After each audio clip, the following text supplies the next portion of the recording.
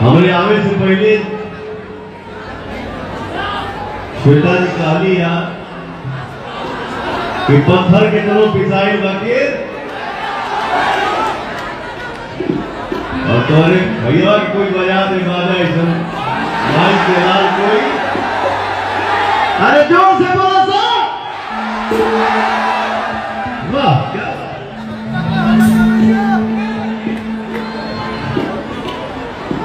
आज आप लोग देखा ही ना कि जो ने भोजपुरी गाना के पूरा वर्ल्ड सुना था